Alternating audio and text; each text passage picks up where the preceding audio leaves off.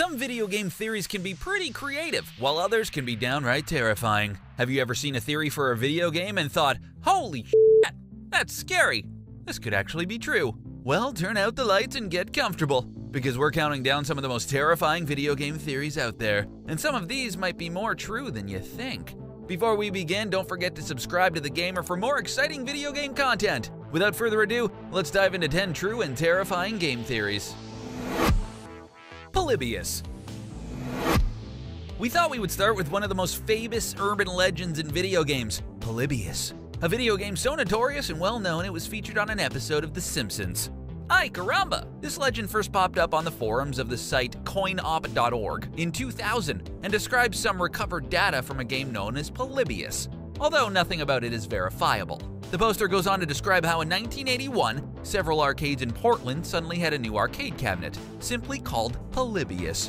According to the story, kids and adults would line up and crowd the machine, with fights about who would play next happening often. Soon, Men in Black allegedly came to the arcade and collected data from the machines and would leave without acknowledging anyone.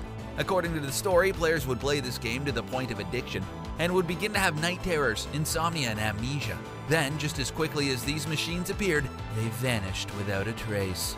Soon after the post on CoinOp, this story was then passed to GamesPro, a popular gaming magazine at the time. They ran the story in a section called Secrets and Lies and was the first instance of this story reaching a wider audience. GamesPro ultimately labeled the story as inconclusive, and the story began to die down. Most people call this a hoax, but no one's been able to 100% disprove this story, which of course creates doubt. Just think, what if this was real?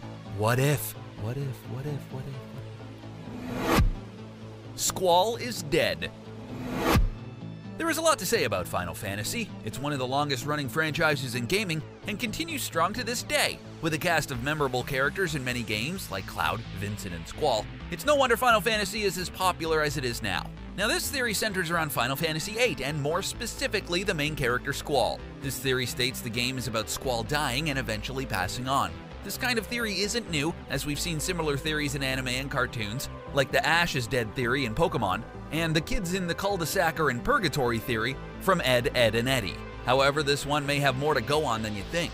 At the end of the first part, in a cutscene after the boss fight, Squall is impaled with an icicle and falls to his death. At the start of the next part, he wakes up without the wound, and things go on as if it never happened. This game also takes a shift from regular fantasy to more sci-fi outer space trip.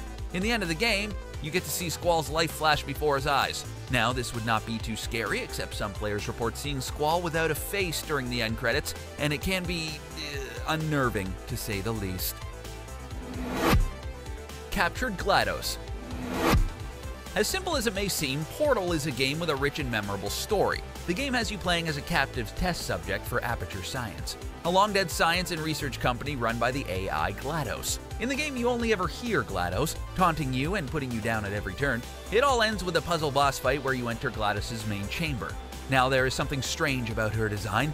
It may not be apparent the first time you play the game, but just take a moment to look at her. In the developer's notes, they mentioned GLADOS was supposed to look like an upside-down version of the Birth of Venus. However, when you look at her from every angle, you don't really see the Birth of Venus.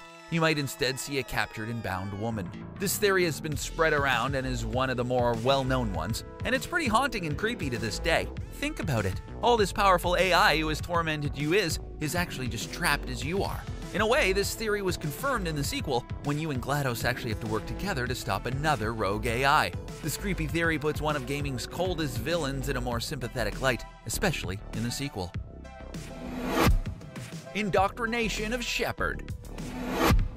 Okay, some theories are made out of love for a game in an attempt to add some depth, but sometimes theories can be used to cope with a terrible loss. So even with the terrible mess of Mass Effect Andromeda fresh in people's minds, people still consider Mass Effect 3's ending to be one of the most offensive endings in video game history. We talked about it in a previous video, but to give you the skinny, Mass Effect 3 essentially robbed players of the choices they had enjoyed throughout the franchise, and basically gave the player a huge middle finger for caring.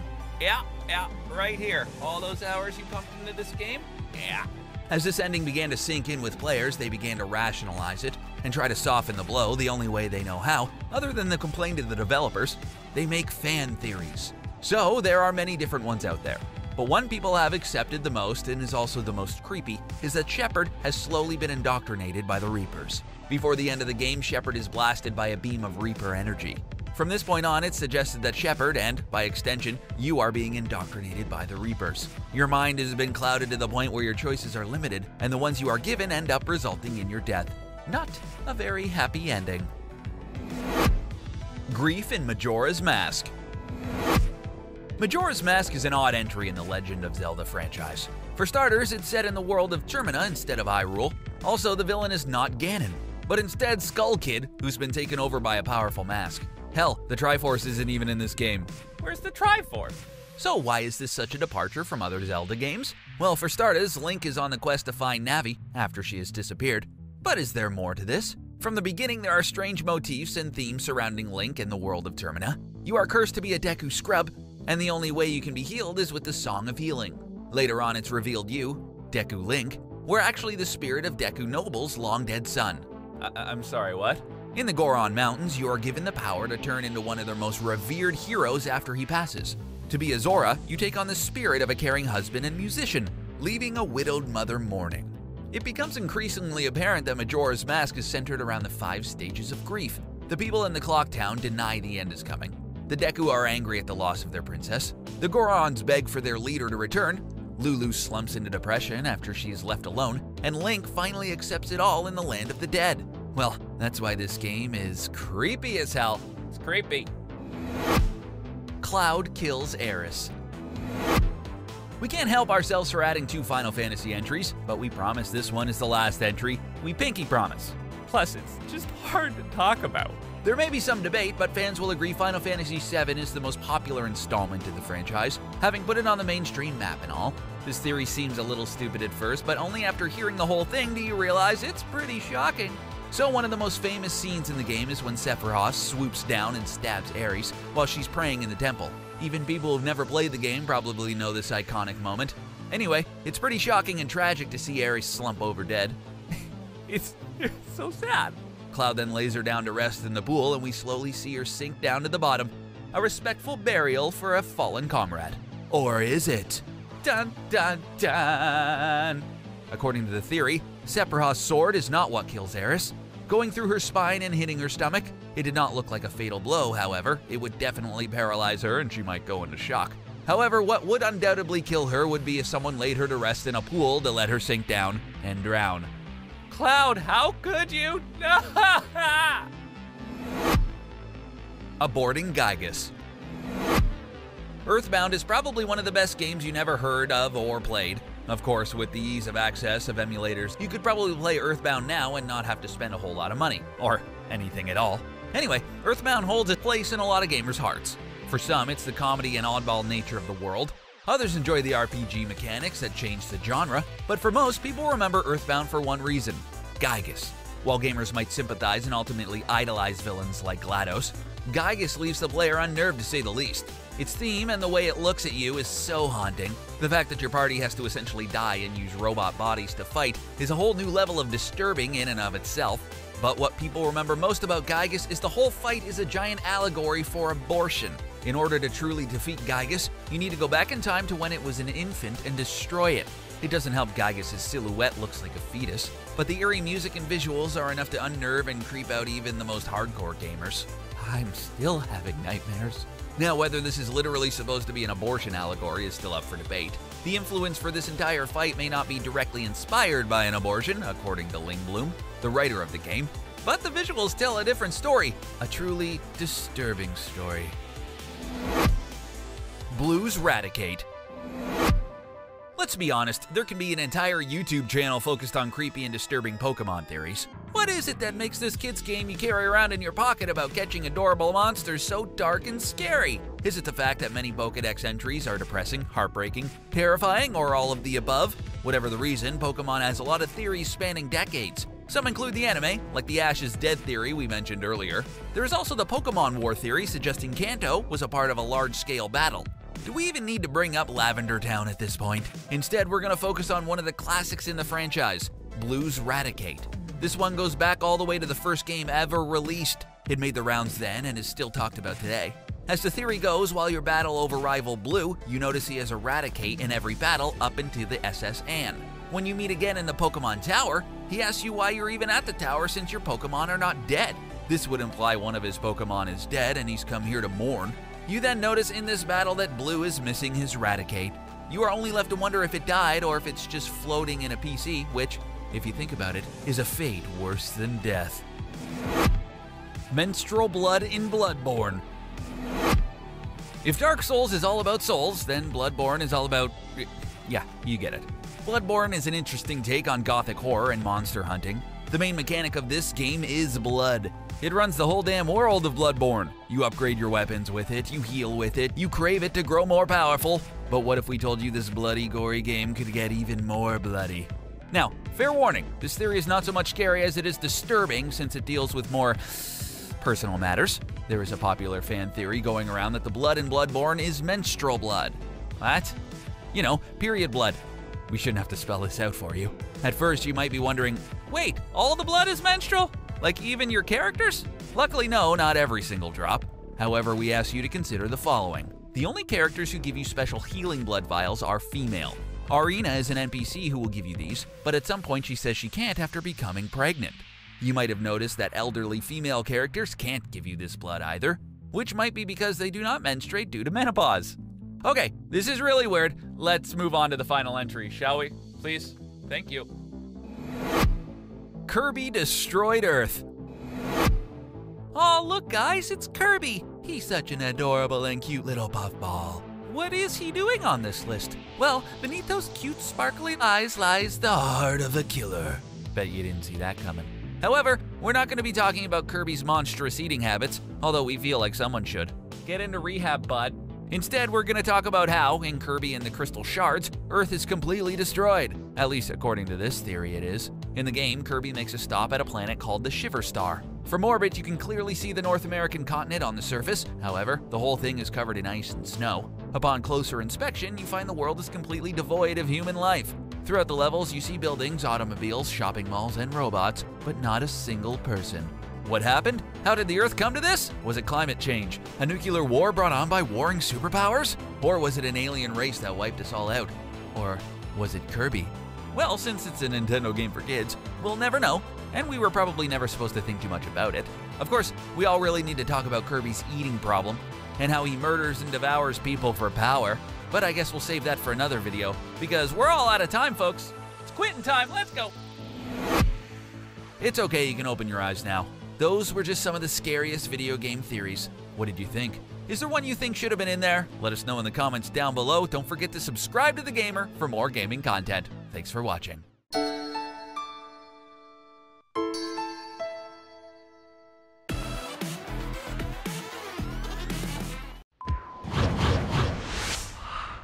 The world of Pokemon is enormous and growing every year. What started as 151 weird-looking creatures has quickly become one of the biggest franchises in pop culture today, and with it comes the inevitable theory crafting and speculation. That is what we are counting down today. Here are just 10 of the thousands of dark Pokemon theories out there. But before we begin, don't forget to hit that subscribe button and stay up to date with our engaging videos on the games you love.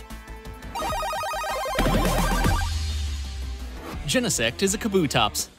As the years go on and newer generations of Pokemon are thrust upon the world, it's not surprising to come across a new Pokemon that shares a relationship with an old favorite. The Pokemon Company tends to do a great job of drawing these connections for you, so as to not keep their audience guessing. GENESECT, a 5th generation bug steel-type Pokemon, has not been a beneficiary of this treatment. GENESECT seems to have a direct connection to a Generation 1 Pokemon named KABUTOPS. Their body shapes and physical features are eerily familiar to one another. It's almost uncanny. Notice the eyes and head shape, along with the way it's kind of hunched over. The running theory is GENESECT is a KABUTOPS, and was modified by Team Plasma and turned into a cyborg Pokemon. This is an interesting theory, and it's not too unlikely, as anyone will know you get a KABUTOPS from resurrecting an old fossil. With the advancements in technology, it's not too far-fetched to say a revived ancient Pokemon could not be further augmented into a cool cyborg bug. Here's hoping the Pokemon Company eventually draws the line between the two, with the proper evolution line.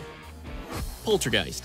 Ghost-type Pokemon are easily one of the franchise's biggest question marks in terms of their living state. Considering they can reproduce, it seems the Ghost in Ghost-type is merely a classification, due to their spiritual look and apparently ability to possess non-living objects. Since the first generation, Ghosts have taken on many forms, and have moved on to more modern designs. Reddit user Panda Jedi first brought up the theory these Ghost-type Pokemon may be able to possess objects, and thus can create entirely new Pokemon. It seems Litwick, Klefki, and Honedge could fall into this category quite well. There are examples of this possibly being a legitimate theory dating all the way back to the first generation of Pokemon. A fine piece of evidence to this theory is the Pokemon Rotom. Rotom is a ghost electric Pokemon that can become different types depending on what appliance it possesses, similar to the Evolutions. In fact, in Pokemon Sun and Moon, you receive a Rotom Pokédex with the Pokemon already inside.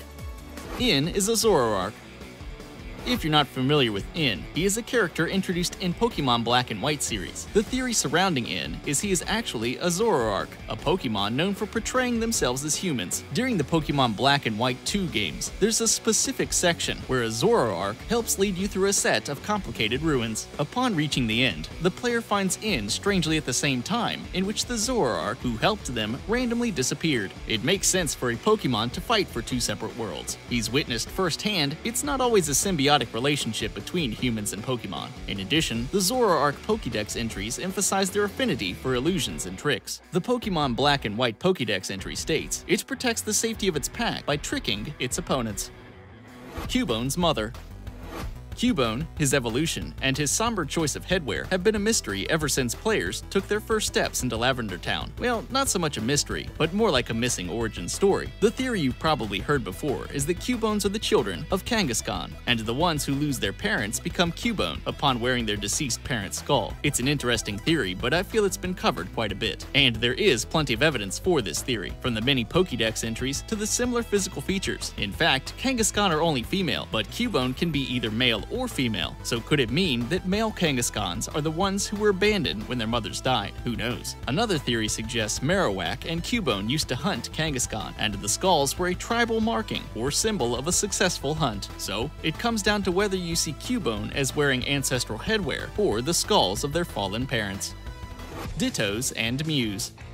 What is Ditto? Is it Silly Putty? A big old blob of cells? These are questions many people have been asking ever since the original Pokemon Red and Blue were released in 1998. Many people felt it was simply a Pokemon who was strongly inspired by Nintendo's Kirby. He's pink, can transform, and he's oddly cute. Upon further inspection, however, it seems his origins are even more interesting. It turns out Ditto may actually be a failed clone of Mew. There are only two Pokemon who can use the move Transform successfully, Ditto and Mew. The lab in which Ditto is found on Cinnabar Island is also the origin of Mewtwo, who is Mew's successful clone. It seems this theory has a very strong case for itself. Taking all this into account, it's not unreasonable to say Dittos are just failed experiments of the scientist who made Mewtwo. GENGAR and CLEFABLE. Now this theory holds a special place in our hearts, considering it involves one of our favorite Pokemon, GENGAR.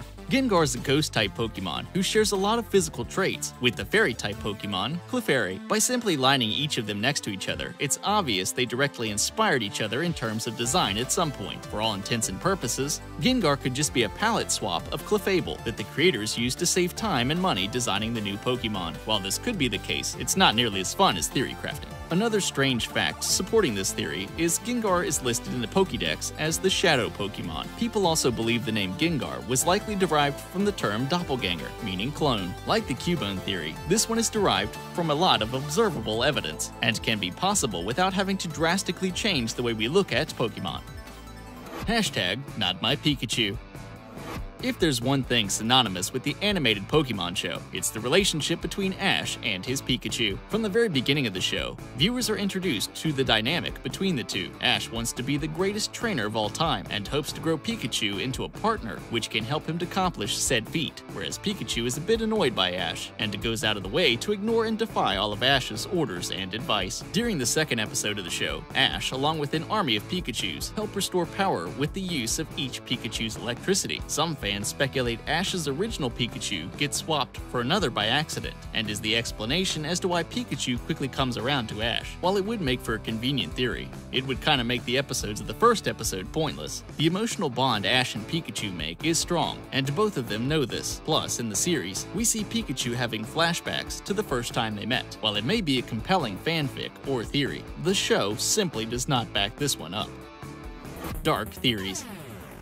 Many Pokemon theorists love to take the kid-friendly game to a very dark and sometimes terrifying place. This is nothing new on the internet. Creepypastas have their own subgenre of turn kid-friendly content into nightmare fuel. There's a common recurring event that happens throughout the animated show, which involves Team Rocket's repeated failed attempts at capturing Pikachu and defeating Ash Ketchum. One theory suggests Jesse, James, and Meowth are serving a never-ending sentence as punishment for a heinous crime they committed. What is the crime in question, you may ask? According to theorists, they killed a Pikachu while trying to steal it from its trainer. This explains their repeated failed attempts as a way to right their wrongs, and would also provide an excellent explanation as to why Ash never ages and Pikachu never evolves. There is a similarly dark theory where Ash himself is in a coma after the events of the first episode, and all the adventures afterwards are just coma-induced dreams. Misty, Brock, and all the other people he meets are just figments of his imagination.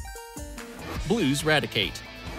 Since we're nearing the end of this list, we're probably entering the realm of theories you're more likely to have heard by now. The story of how Blue's RATICATE mysteriously disappeared somewhere along the journey of Pokemon Red and Blue seemed like a mystery that would never be solved. Soon, however, people started piecing together Blue's choice of dialogue when you encounter your childhood rival upon your arrival in Lavender Town near Pokemon Tower. According to some, Blue asks Red before the fight, what is it like for Pokemon to die before they battle each other? Despite the odd wording, it seems Red's battle with Blue on the SS Anne might have left Blue without a timely way to heal his injured Pokemon, and resulted in the death of his RATICATE. This theory has gotten a lot of attention for how it just coincides with Red's journey. In the Pokemon Tower, you see ghost Pokemon, and even the ghost of a dead Pokemon, while Blue will have a few new party members in later fights. The missing RATICATE seems a bit too fitting, especially since all of Blue's previous Pokemon go on to stay in the party for the most part.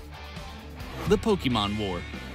Many Pokemon fans believe that there was a large war, sometimes titled the Great Pokemon War, that happened before the events of Pokemon Red and Blue. After talking to Lieutenant Surge, the Electric Gym leader, he tells you how electric Pokemon saved his life during the war. Other clues supporting this theory are the lack of mid-20 to middle-aged adults, as well as the lack of entertainment-focused establishments for people. During the war, the only things funded tend to be the necessities for survival. In fact, something like this did happen in Kalos. In the X and Y games, AZ talks about how a war raged on in the Kalos region, and as a result, he created a super weapon to eliminate both sides after his beloved Pokemon was killed. Well, as the old saying goes, war, what is it good for? And those were some dark Pokemon theories that just might be true. Do you have a favorite Pokemon theory? Let us know in the comments down below. Don't forget to subscribe to TheGamer for more exciting videos on the games you love. And while you're here, check out our playlist. You might just find your next favorite video. As always, thanks for watching, and I'll see you next time on TheGamer.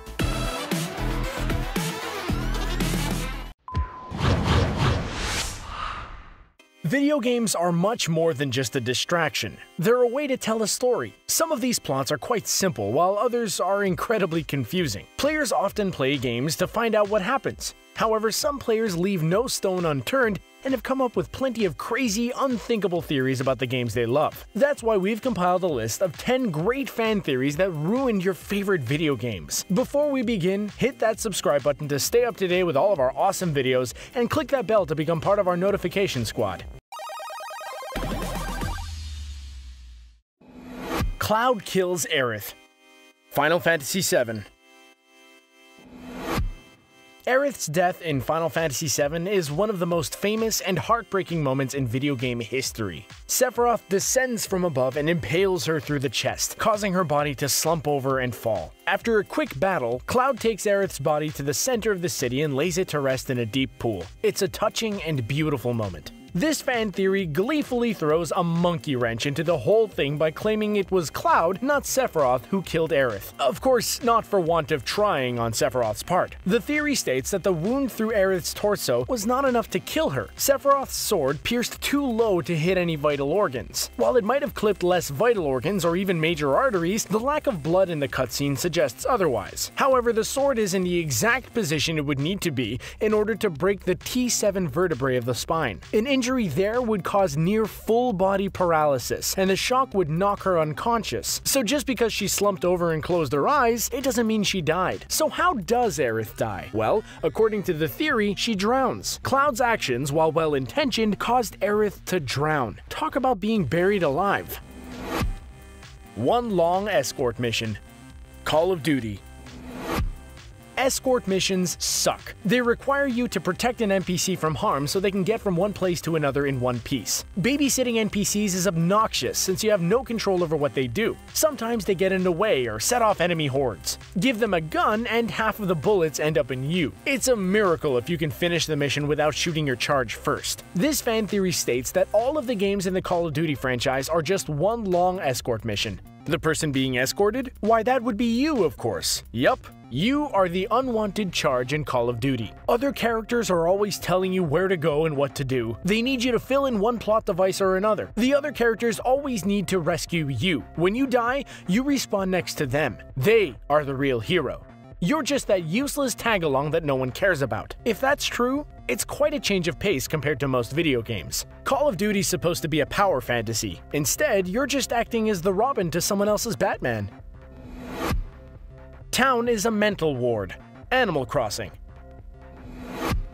There are a lot of nasty fan theories about this otherwise completely harmless game. The Animal Crossing franchise is about owning a home in a cute little village full of animal people and being a good neighbor to all the animals of your village. Sounds pretty innocent, right? However, the most popular fan theory states that the games revolve around abducting children and indoctrinating them into a cult. You're probably thinking, how does anyone come up with a theory like that? Well, surprisingly, there's another equally disturbing theory. According to this theory, the games are simply the delusions of a mentally ill child. Your neighbors are merely the stuffed animals that the child plays with and speaks to. They're the child's only friends. While that does explain how there are plenty of talking animals in the village, it's still really weird. The various personalities of your neighbors are just extensions of the child's emotions. Even the letters received from your mother come to the child in the insanity ward as a way for her to keep in touch. That is why the backstory doesn't need to be explained. Animal Crossing isn't just a happy little game, it's an escape from reality. GLADOS is a gagged human. Portal. Portal is another one of those games with a bunch of theories flying around. Everything from the identity of Shell's parents to how the weighted companion cubes are filled with dead bodies. Any crazy theory you can think of has been thrown at this game, but this particular theory is enough to give you chills. During the commentary in Portal, one of the developers talks about how they chose the design for GLADOS. One of the early concepts was to model her after Botticelli's Birth of Venus. She would have looked like an upside-down version of Venus. Of course, the design was slightly altered in the final game. This theory states that GLADOS is actually an upside-down woman who's been forcefully bound and gagged. GLADOS' real intention was to have Shell put her out of her misery. In order to obtain this goal, GLADOS kept reviving Shell clones until one of them was finally able to free her. This theory was created before Portal 2 was released. However, if anything, the reveal that GLADOS is really Caroline only makes this theory that much more plausible. Steve Bowler, the creator of the theory, even drew a reference picture on his blog. You are the villain. Limbo. Limbo is an indie adventure game with lots of puzzles and even more atmosphere. You play as a young boy trying to traverse the dangerous world towards some unknown goal. Traps, giant spiders, and even other kids all stand in your way. Each one does their best to bring about your end. Once you complete the game, you fall through a pane of glass onto a grassy hill. When you walk up the hill, you find a little girl who's confirmed to be your sister, sitting in the light and playing with something on the ground. She sits up, and the game returns to the title screen. There are many theories surrounding Limbo. Everyone universally agrees that the main character is dead. Many believe the sister is also dead. One theory suggests that the little girl is not dead at all. She's sitting in the light, something that's very rare in Limbo, and does not ever look at the boy. Your goal in the game is to find your sister so you can drag her into Limbo with you. That is why the other children attack you on sight. That's why even the environment does everything in its power to prevent you from getting to her. It's a really interesting theory. It's Just a Dream. Five Nights at Freddy's. There are few indie games that are so widely known as the Five Nights at Freddy's series, except for maybe Undertale. Scott Cawthon released the first Five Nights at Freddy's game in 2014 for the PC. The game features a lone security guard trapped in his night shift at a Chuck E. Cheese-esque pizza parlor, complete with homicidal animatronics that house the souls of murdered children. Because giant animal animatronics just weren't scary enough. Since then, the series has received multiple sequels, 2 spin-off titles, and even a book. While we're all aware that the 4th game in the Five Nights at Freddy's series takes place in the nightmares of a dying child, MatPat from The Game Theorists proposes that the first game also takes place in a nightmare. He draws parallels from a real-world murder spree in a Chuck E. Cheese to the murders of 5 children in the first game. Talk about creepy. The theory proposes that you play as the murderer who's haunted by his actions. You can't quit your job because it isn't a job at all. And the reason why everything ends at 6 AM on the dot is because that is when you wake up. Playtime for Sakurai. Super Smash Bros. Super Smash Bros. Is a dream come true for Nintendo fans. The game lets you pit your favorite characters in an all-out brawl. While Super Smash Bros. Is more focused on the multiplayer aspect of the game, it isn't devoid of single-player campaigns. The first game has you fight through a series of challenges before facing Master Hand in the final stage. Experienced players can also encounter Crazy Hand in Super Smash Bros. Melee if they clear Classic Mode fast enough. The role Master Hand and Crazy Hand play is somewhat unclear in the Smash Bros. Universe. One theory, which was confirmed to be true, states that the characters in the Smash Bros. Games are simply toys. Every fight is a scenario created by an imaginative kid during playtime. However, a second theory continues this idea. The second theory wraps all of the games into a singular timeline. It follows the life of a boy as he grows up. But this isn't just any boy, but the series creator Masahiro Sakurai. The series represents Sakurai as he creates the games, but becomes tired and trapped in an endless cycle as he's forced to create sequels. Master Core, the final boss in Smash Bros. 4, is Sakurai himself as he comes to terms with his inability to escape the franchise. The Souls of the Dead. Super Mario World. There are a lot of rather twisted theories about Mario. Some say he's a communist, others say he's a murderous psychopath, and even more claim he aids Princess Peach and her parasitic fungus minions, the Toads, in their quest to take over the Mushroom Kingdom. One theory follows the path of Mario being a mass murderer and takes it a step further by claiming the coins in Super Mario World are the souls of his victims. Coins are everywhere in the Super Mario Bros. Franchise. You collect them as you run through the various levels. For every 100 coins you find, you get an extra life. In Super Mario World, if you destroy an enemy with a fire flower, you get a coin. According to the theory, these coins are the souls of your victims. The only reason why they appear when the fire flower is used is because the fire disintegrates the body and leaves only the soul behind. Mario isn't just a murderer. He collects souls in order to increase his own lifespan. This wouldn't be the first time Mario's murdered. The game instruction manual for the original Super Mario Bros. States that every hovering block is actually a polymorphed resident of the Mushroom Kingdom. Every brick you break is one more soul to add to Mario's ever-increasing body count. Triforce of Courage. The Legend of Zelda. The Triforce is a powerful artifact. It contains the powers of the 3 goddesses, Din, Furore, and Nayru. The Triforce is capable of granting a wish to any worthy person who touches it. However, if the person is not worthy, it breaks into 3 pieces: the Triforce of Wisdom, the Triforce of Power, and the Triforce of Courage. The Triforce of Power grants a person a massive amount of magical power. The Triforce of Wisdom offers its bearer the ability to communicate telepathically and see into the future. However, it isn't clear what the Triforce of Courage does. This theory states that the Triforce of Courage grants its user some form of immortality. If Link should die, the Triforce of Courage simply moves him into a reality where he didn't die. This allows Link to learn from his mistakes so that he doesn't repeat them. The Legend of Zelda franchise has 3 canonical timelines. Under this theory, it has an infinite number of realities as you bounce from one failed reality into the next until you finally defeat Ganon and save the day. But that doesn't mean those other realities don't exist. For every victory, there are a countless number of worlds where the hero dies and evil triumphs. The True Villains. Destiny. It isn't a secret that Destiny's story and lore was gutted before its initial launch. Most of the lore was placed onto grimoire cards that had to be viewed on the Bungie website. What's left is fairly bare bones. According to the lore, humanity entered a golden age after the Traveler came to Mars. It shared complex technology with humanity that allowed them to enter into an age of prosperity and unparalleled growth. After a few hundred years, the darkness arrived and caused everything to collapse. Humanity sheltered under the Traveler, protected by its light until it too died. However, it used the last of its light to create ghosts, tiny sentient robots that could revive dead warriors to fight the darkness. Most just assume that the Traveler is a force for good, but one theory says otherwise. The darkness is in fact a bringer of life. The Black Garden, where this god resides, is described in the Grimoire cards as a place of life. Conversely, the light and the Travelers are harbingers of death. The Traveler's champions, the Guardians, only purpose is to kill. The Traveler was the reason for humanity's downfall, and they weren't the first race to suffer. The Fallen, one of the main enemies in the game, were previous victims of the Traveler. Who's the enemy now? Well, now these games are completely ruined. I will never be able to look at my favorite games the same way again. Let us know of any fan theories that ruined your favorite video games in the comments section below. Also, if you haven't already, hit the subscribe button to keep up to date with our awesome playlist. Thanks for watching.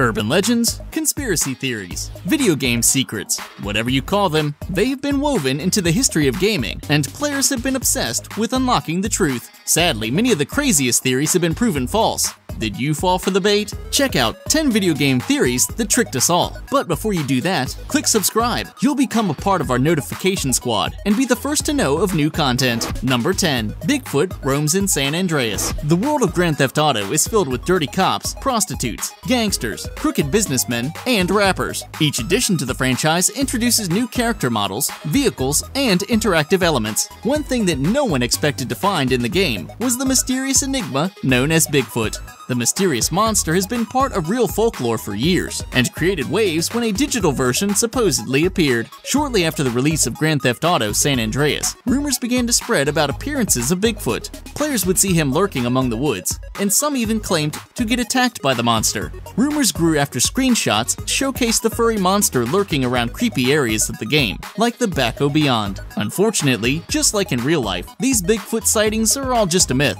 There is no Bigfoot character built into the game, and Rockstar executives have confirmed this on numerous occasions. The Bigfoot sightings that you're seeing online are all fakes. Some savvy gamers have created unofficial mods to make Bigfoot randomly appear, but he is not in any console versions of the game. The legend did finally come to life when the series returned to San Andreas for GTA 5. Number 9. Finding Mew under the truck. In the world of Pokemon, there are a few things that are extremely satisfying: defeating foes in huge battles, earning your trainer badges, and of course catching rare Pokemon. Rare Pokemon can be the biggest frustration in the game, and that is why many players go out of their way to share tips on catching the rare ones. For many players, hunting these Pokemon dates all the way back to the original releases of Pokemon Red and Blue for the Game Boy Color. In the game, the rarest Pokemon available was Mew. Players scoured digital fields of grass and spent hours trying to capture the elusive creature. Looking for a quick shortcut, many players decided to follow a theory that Mew was actually hidden underneath a truck. Apparently, the Pokemon was inhaling gas fumes and laughing as Ash desperately tried to catch it. The only problem? The truck found near the SS Anne could not be moved. No group of Pokemon or strength powers could force the truck, and poor Ash could not put the thing in neutral. The truth is, the truck could not move, and the presence of Mew in the game was a glitch that could be randomly found through different tricks that never involved the truck. Number 8. Unlocking Luigi 64. The Nintendo 64 was a huge game changer for the game. Games were featured in 3D graphics, load times were minimal, and Mario went through a whole evolution that ventured away from his typical side-scrolling adventures. Sadly, as Mario was celebrated with the release of the impressive Super Mario 64, his little bro was nowhere to be found. Luigi does not appear in the landmark game, even though some players spent hours searching for him. One of the main reasons for this was a mysterious statue that appeared in the game. The statue had a plaque on it that read, quote-unquote, L is real, 2401. Many people assumed that meant that Luigi was real and could be unlocked by collecting all 2,401 coins. Despite running, sliding, and jumping around the Mushroom Kingdom for hours, no one was ever able to unlock Luigi in the game. The rumors persisted for years without an official word from Nintendo. Fortunately, Luigi was made a playable character in the DS port of the game. The Forgotten Brother can be used to show up Mario, save the day, and defeat Bowser. Number 7. Bond. Every James Bond. Fans of Halo, Call of Duty, and other first-person shooter games have one title to thank: GoldenEye for the Nintendo 64. The game was immensely popular with fans of the James Bond franchise and with gamers in general. Along with standard game modes, the title featured a number of cheats to add in extra levels and ways to play. While browsing through the cheats menu, there was an extra slot available, thanks to an April Fool's prank by Electronic Gaming Monthly. Many fans believed the extra cheat slot was for a secret way to unlock, quote-unquote, all Bond mode. By default, the game features the Pierce Brosnan version of Bond, as seen in GoldenEye. The rumored cheat would have unlocked every other actor to play Bond, including Roger Moore and Sean Connery. It would have been a blast to see the ultimate battle of the Bonds, and this theory wasn't so far-fetched. The faces of the actors were originally supposed to appear in the game, but plans were scrapped at the last minute. This is why the last cheat slot was left blank, and started rumors that lasted for many years. Number 6. Sonic joins Super Smash Bros. Pepsi and Coke, Nike and Reebok, Mario and Sonic. Every generation has a battle of icons, and it's no different in the 1990s when Sega took on Nintendo in the console wars and put their mascots on the forefront of competition. As the side-scrolling adventures of Sonic and Mario transformed into next-generation consoles with 3D graphics, fans from both sides anxiously awaited a clash between both characters. Rumors really started flying when an April Fool's article from Electronic Gaming Monthly proclaimed that Sonic would join in on the battle in the 2001 GameCube release of Super Smash Bros. Melee. Not only would Sonic have gone to war against Nintendo titans like Mario and Pikachu, but he would have also taken Tails with him. While fans were disappointed when the final roster was released, their dreams came true 7 years later when Sonic the Hedgehog joined the roster for Super Smash Bros. Brawl. Along with Sonic, Snake from the Metal Gear Solid series made his debut. The introduction of Sonic into the Super Smash Bros. Franchise was a whole lot different than their friendly battles in the Olympic series of games. Number 5. The Legend of Ermac. Mortal Kombat has always been a game filled with secrets, i.e. hidden characters like Reptile and the quote-unquote Toasty Man that would pop up on screen. Further releases of the game also introduced extras like quote-unquote friendships, replacing the brutal violence of fatalities. Ever since the original Mortal Kombat release in 1992, the Legend of Ermac grew. For arcade players of the game, Ermac's first appearance came during the ROM loading screen. The final stat on the screen would read, quote-unquote, Ermacs, with a total number next to it. This simple entry evolved into a legend of a character that was similar to Scorpion, but had much greater speed and strength. All of these tall tales were actually proven false, as Ermac was a shortened code that represented logged errors while the game was being played. This didn't stop the Mortal Kombat creators from turning it into a true part of the series. The Ermac character first appeared in the 1995 game of Ultimate Mortal Kombat 3. He is now a regular character that has appeared in numerous games, thanks to fan demands. Even though the original rumor was not true,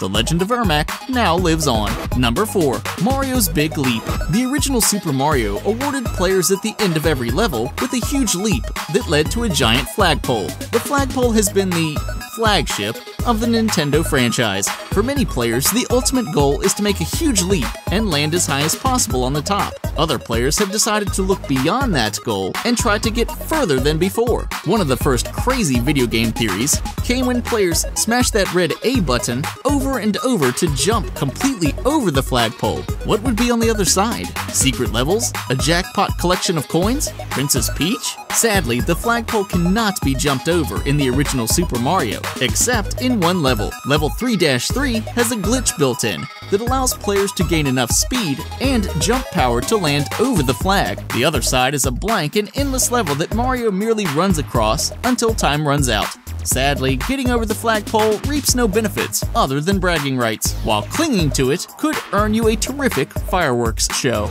Number 3. Akuma fights off the zombies. The video game company Capcom is known for making two incredible franchises, Resident Evil and Street Fighter. Once Resident Evil started picking up steam and becoming popular in the game world, people began making rumblings about a possible crossover. Like many other game rumors, this one started with a fake news story published by Electronic Gaming Monthly. The magazine claimed the Street Fighter beast named Akuma could be unlocked in the 1998 game Resident Evil 2. The only way to unlock him was by beating the whole game using just a handgun and a knife. Any unlucky gamers who spent hours trying this method were likely disappointed. The electric powers of Akuma were nowhere to be seen in the game. The whole thing was a complete hoax. Like many other game rumors, leave it to custom mods to make this one a reality. The PC version of the game allows players to customize characters, and of course, an Akuma character was created. Maybe one day, a future Resident Evil game will be made with the whole roster of Street Fighters taking on the living dead. Number 2. Have you played Polybius? While a lot of video game theories showcase hidden characters and fun features, some of them are just downright scary. One of the most frightening? The urban legend of Polybius. Polybius is not a monster or some secret boss battle. It's actually a classic arcade cabinet known for haunting anyone who played it. Much like a mix of The Ring and the Poltergeist, the urban legend of Polybius starts with an unfortunate player who decides to play the game. Anyone who played Polybius would find themselves being tracked by the Men in Black, and true terrors would start to begin. This includes night terrors, seizures, headaches, and extreme stress. These rumors eventually grew, and Polybius became a big part of video game pop culture. A number of arcades have put up fake Polybius arcade machines, and it has appeared in the background of television shows like The Simpsons. Despite rumors going around for years, no one has ever seen a real arcade version of the Polybius game. Now before we go into our number 1 pick, if you like this video, be sure to give it a thumbs up and share it with your friends. And for more cool countdowns like this one, subscribe to TheGamer. Number 1. The Ghost of Minecraft. With a vast and open world like Minecraft, anything can truly happen. Glitches, random buildings, and all types of weather are just random parts of the game. The one thing players did not expect to see: a Minecraft ghost. Officially named Herobrine, the urban legend of the Minecraft ghost has been spreading for years, and is now an integral part of the game's lore. Players have seen him haunt villages, build tunnels, and appear in the most random locations. His backstory was even built up to scare players even more. Rumors spread that the presence of Herobrine is directly associated with the dead brother of Minecraft creator Notch. While dozens of YouTube videos have showcased Herobrine's existence, they are all false. The creators of Minecraft have denied that any coding exists for Herobrine in the game. The only way to make him appear is with some type of installed mod. And as for Notch, he doesn't even have a brother. So there you have it. What theories did you used to believe? Are there any that you still believe are true? Which ones did we miss? Let us know in the comments down below. And don't forget to like this video, share it with your friends, and subscribe to TheGamer on YouTube so you can stay up to date with our awesome videos. See you next time on TheGamer.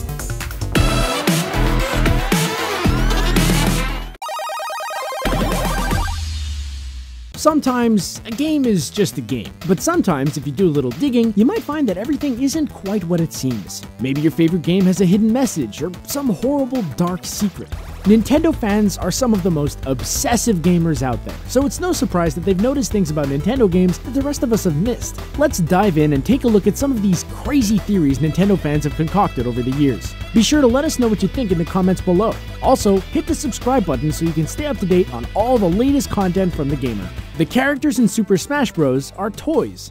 The Super Smash Bros. Series has been kicking around since 1999, when the original game launched on Nintendo 64. These games take characters from the whole spectrum of the Nintendo franchise and drop them into a Royal Rumble-style brawls, where the winner naturally takes all. There's nowhere else that you can find Princess Peach knocking the snot out of Ness from Earthbound, or Donkey Kong getting drop-kicked by Kirby. But wait a minute.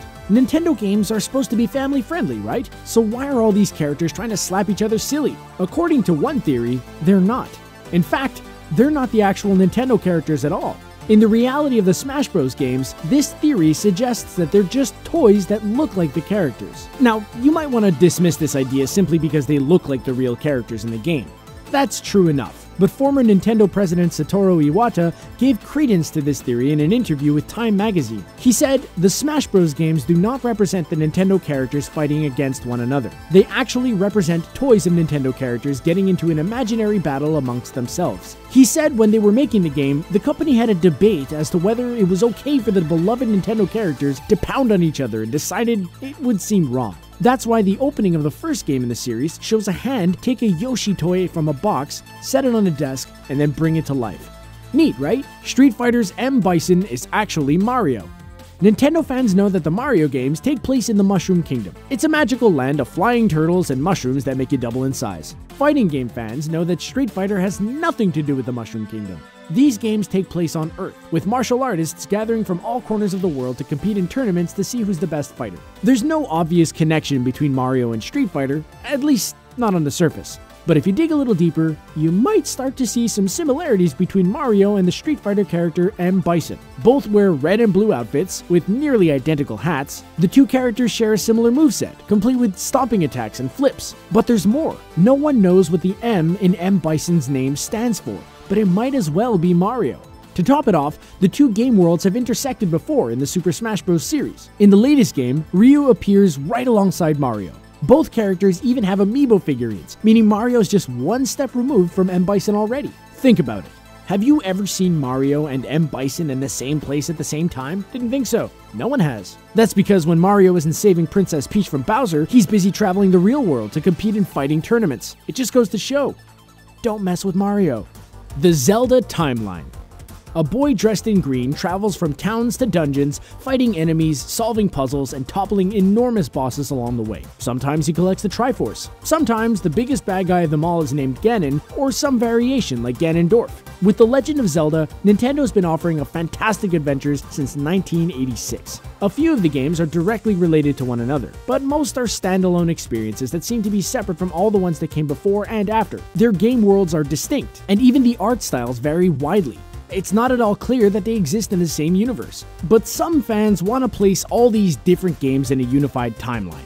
To say it gets complicated is an understatement, especially considering that Link can travel through time in some of the games. But that hasn't stopped these dedicated Zelda fans from weaving elaborate stories to tie all of the games together. It all seemed like nonsense until Nintendo published the official Zelda timeline in an art book. According to Nintendo, the Zelda games do exist in a single universe, but in a very complicated timeline. The problems arise in Ocarina of Time, when our intrepid hero can be defeated or can win. If the hero is successful, another split enters the timeline, branching it into a child era and adult era.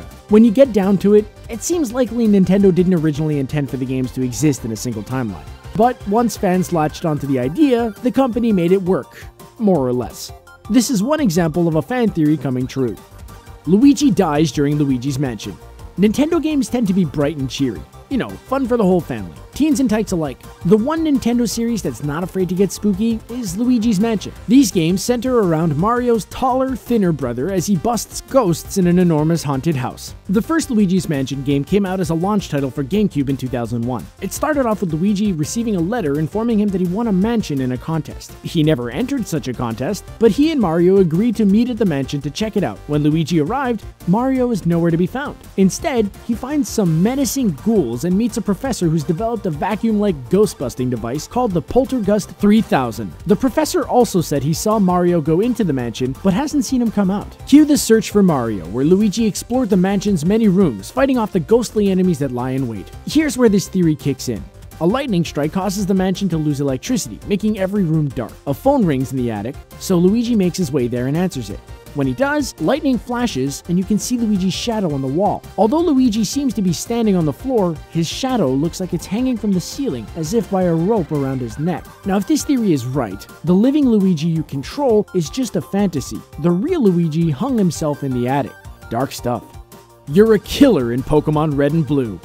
Released on Game Boy in 1996, Pokemon Red and Blue kicked off one of the biggest video game franchises around. As a simple role-playing game about collecting adorable creatures, it helped introduce a whole generation of gamers to the genre. It was an excellent game that was beloved by millions. But what if it's hiding a dark secret that only a few players figured out? What if the main character isn't the good-hearted kid he seems to be? That's the argument this theory makes. Here's how it goes. Your main rival in Pokemon Red and Blue is a trainer named Gary O.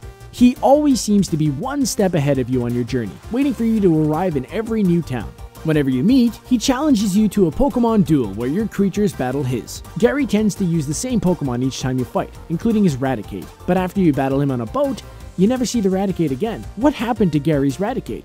According to this theory, it dies as a result of the battle on the boat. The very next time you meet Gary is at the Pokemon Tower, a building that houses an enormous graveyard for Pokemon. Why would Gary be standing in a Pokemon graveyard right after his Raticate goes missing? Well, he's there to bury the poor creature that you offed, of course.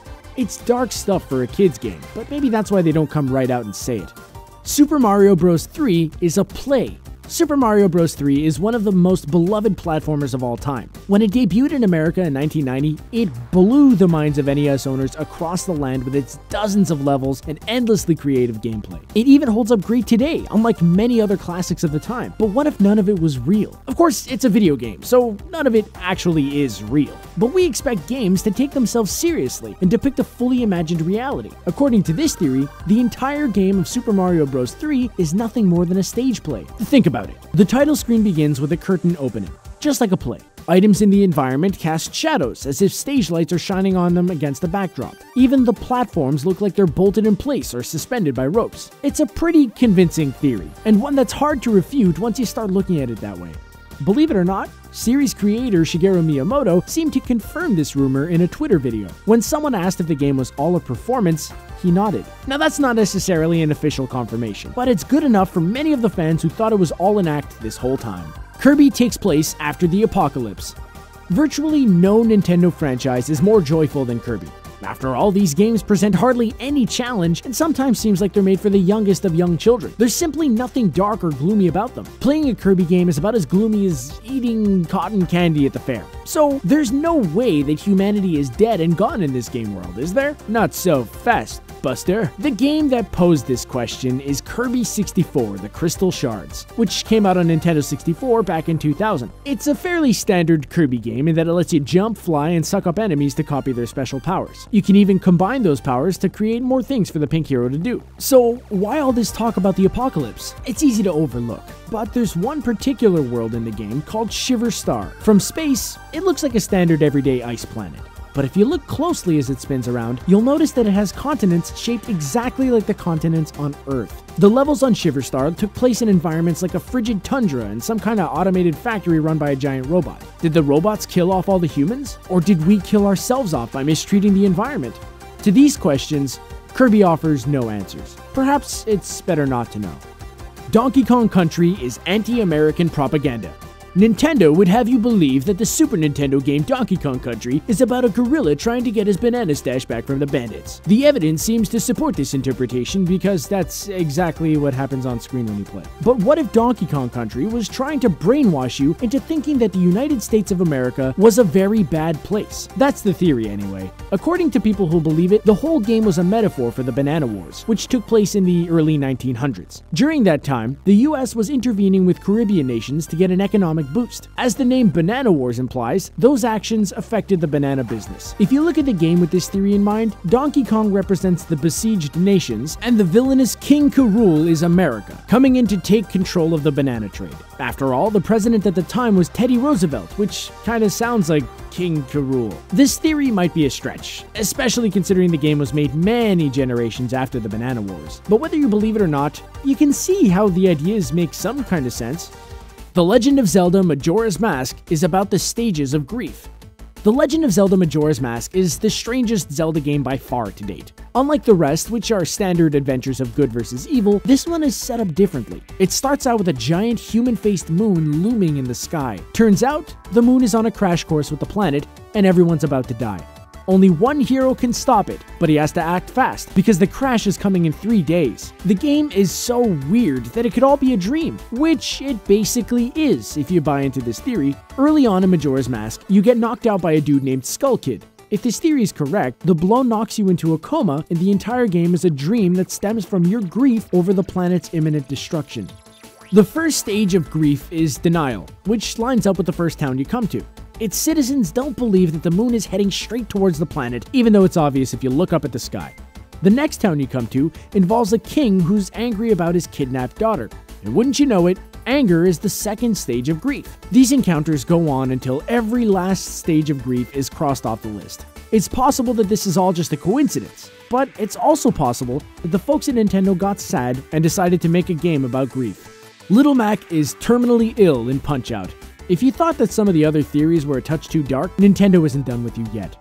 Just check out this off-the-wall theory about how Little Mac might be dying as he fights his way through Punch-Out! Punch-Out! And its sequels star Little Mac, a small, scrappy boxer who likes to punch above his weight class. We've all seen stories where the underdog succeeds against great odds, but watching Little Mac KO fighters like Bald Bull and Mike Tyson seems a little far-fetched. Maybe it is. If this theory is true, Little Mac has been diagnosed with a terminal illness, and the Punch-Out games represent his Make-A-Wish Foundation request to see what it's like to be a boxing champion.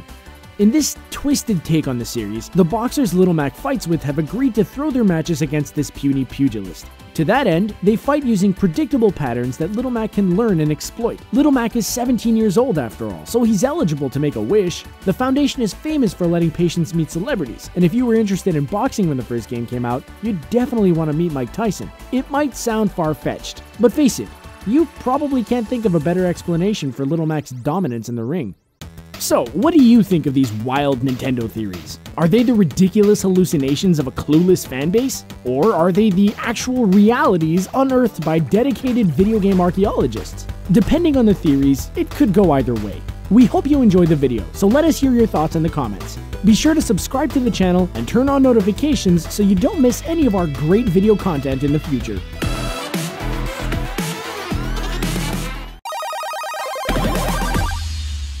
Some gamers aren't like other people. Some of them love their favorite games so much that they start getting crazy ideas in their head. They concoct wild theories about what's happening in these games. That's one way of looking at it. Another way is that they start to see the truth. We're talking about the wildest theories gamers have come up with to explain their favorite games. Some of these theories seem more likely than others, but they're all fun to explore. Be sure to let us know what you think in the comments below. Also, subscribe to the channel and hit that notify button, the little bell there, so you can stay on top of all the latest content from the gamer.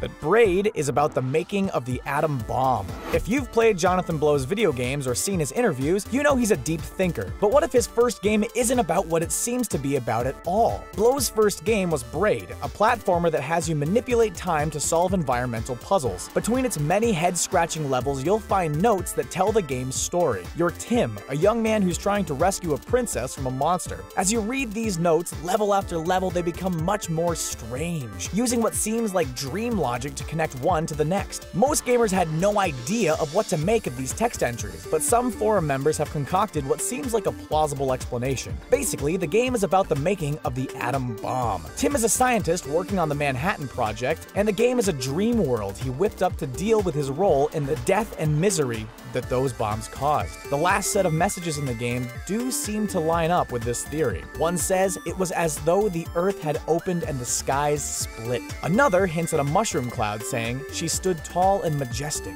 She radiated fury. What do you think? Squall is dead in Final Fantasy VIII. Final Fantasy is one of the most popular series of RPGs on the planet. It also has some of the weirdest plot twists you'll find in any kind of fiction. Take Final Fantasy VIII, a game that stars a main character who seems to be alive throughout the entire game, but just might be dead through most of it. Why? Because of something that happens to Squall at the end of Disc 1. Squall and his buddies find themselves fighting a villain named Edea.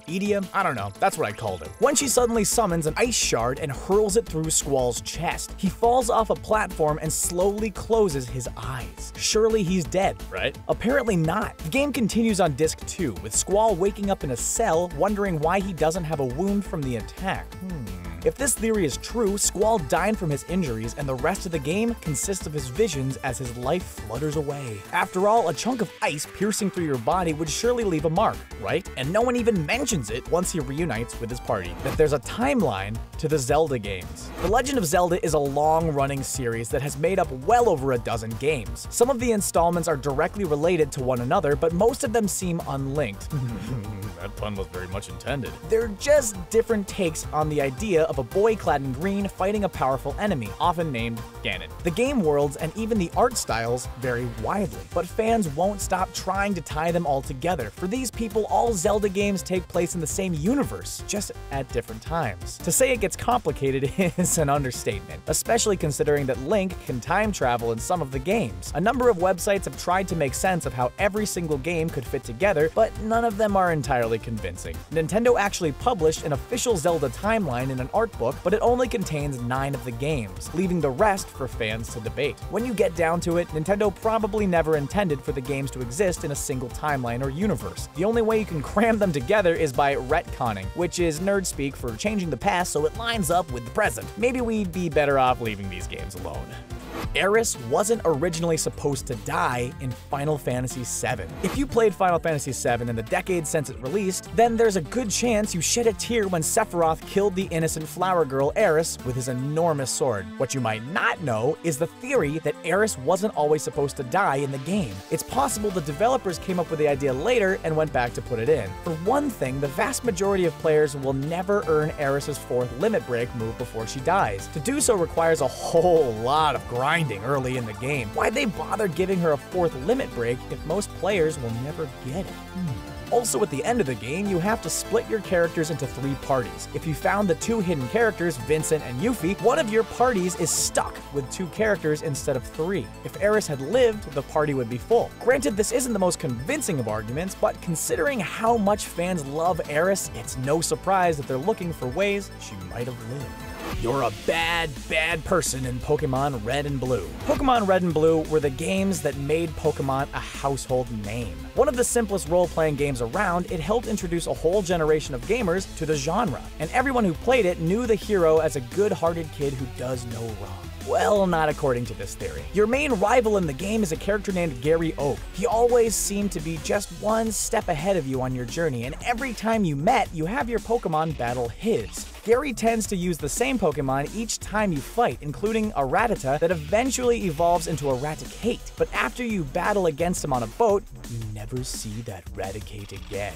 What happened to Gary's Raticate? According to this theory, it died as a result of the battle on the boat. The very next time you meet Gary is in Lavender Town at the Pokemon Tower, a building that houses an enormous graveyard for Pokemon. Why is Gary there? Isn't it possible he's there to bury the Raticate you killed? It's dark stuff for a kid's game, but maybe that's why they left it open to interpretation. Metal Gear Solid 3 is a VR simulation. To play a Metal Gear Solid game is to come to terms with just how bizarre a spy story can get. These games have everything from enormous robots to accelerated aging to obese bosses on roller skates. They also contain VR missions to help players train in the ways of tactical espionage. So it wouldn't be a huge surprise if one of the series' main installments was a simulation. That's what this theory says about Metal Gear Solid 3, a prequel that seems to take place in the 1960s and stars Big Boss instead of Solid Snake. If this theory holds water, Metal Gear Solid 3 actually takes place after Metal Gear Solid 2. And while it seems like Big Boss takes center stage, it could actually be Solid Snake playing the whole thing in a VR simulation.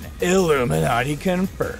After all, when talking about the virtuous mission at the beginning of the game, Big Boss mishears it as the virtual mission. Also, if you kill Revolver Ocelot, the game dissolves into a screen that says Time Paradox. Maybe it isn't the video game saying that. Maybe it's the VR simulation within the game. In a series known for bizarre plot twists, Metal Gear Solid 3 being a simulation probably wouldn't surprise anybody. Commander Shepard was indoctrinated by the Reapers. Before developer BioWare went and redid the ending of Mass Effect 3 because of widespread complaints, hopeful fans had figured out a possible reason the original ending was so dang bad.